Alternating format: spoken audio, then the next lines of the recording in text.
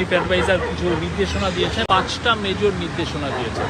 প্রথম নির্দেশনা হচ্ছে যে সরকারের যেগুলো বাংলাদেশে যেগুলো কোম্পানি বা যেগুলো ফরেন কোম্পানিতে সরকারের স্টেক আছে, যেমন ধরেন ইউনিলিভার, তাদেরকে যাতে খুব দ্রুত স্টক মার্কেটে আইপিওতে আনা যায়। আর দ্বিতীয়টা হচ্ছে যে বাংলাদেশে আপনি জানেন যে অনেক প্রাইভেট কোম্পানি আছে, এখন তারা তাদের টার্নওভার $2-3 বিলিয়ন, অনেক কোম্পানি লাইক সিটি গ্রুপ বা মেঘনা গ্রুপ, আরও অনেক কোম্পানি আছে, তাদেরকে কিভাবে আনা যায় সেটার কথা বলা হয়েছে।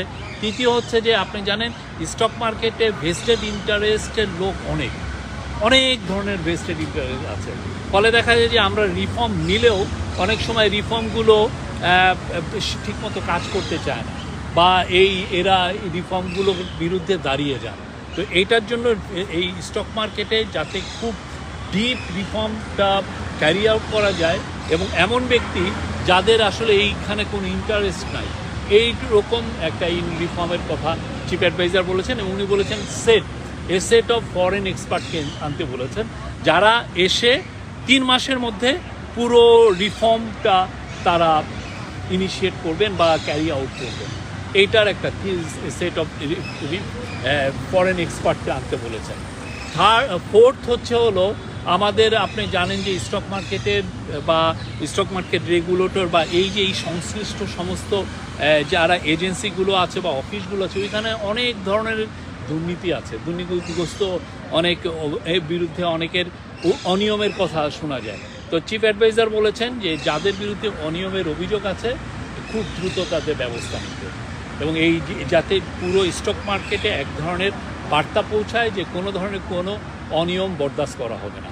আর 5 হচ্ছে যে আপনি জানেন যে বাংলাদেশে যে যারা বড় বড় কোম্পানি আছে, তারা মার্কেটগুলোর থেকে ব্যাংকগুলোর থেকে তারা আসলে ঋণ নেন, অনেক সময় সিন্ডিকেটেড লোন নেন, অনেকগুলো ব্যাংকগুলোর থেকে 1,000-2,000 কোটি টাকা তারা ঋণ নেন একটা বড় প্লান্ট সেট আপের জন্য।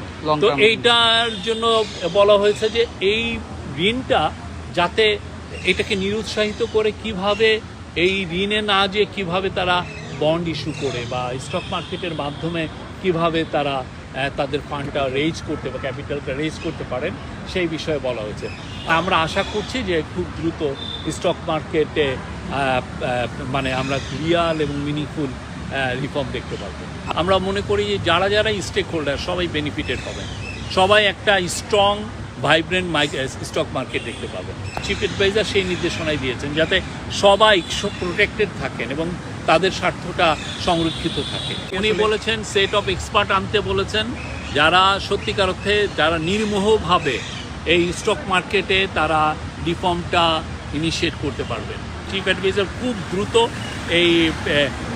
এই রিফর্মে যারা এবং যাদের এই অভিজ্ঞতা আছে, অন্যান্য আমাদের নেইবারিং কান্ট্রি হোক বা বাইরের হোক, যারা এই কাজগুলো করে এসছেন বিভিন্ন স্টক মার্কেটে, তাদেরকে, এবং এরা বিদেশি, যাদের আসলে আমাদের এই মার্কেটে কোনো স্টেক নাই, এরকম এক্সপার্টকে মার্কেটে এমনভাবে আস্থাটা ফিরবে যাতে সবাই বেনিফিটেড হয়। মিউচুয়াল ফান্ডের কথাও বলা হয়েছে যে অন্যান্য দেশে মিউচুয়াল ফান্ড খুবই পপুলার, আমাদের এখানে মিউচুয়াল ফান্ড যাতে বড় হয়, পপুলার হয়, এবং এটাকে নিয়ে যাতে এক ধরনের ভেস্টেড ইন্টারেস্ট গ্রুপ জন্য এটাকে নিয়েও ম্যানিপুলেট না করতে পারে, সেটার কথাও বলা হয়েছে।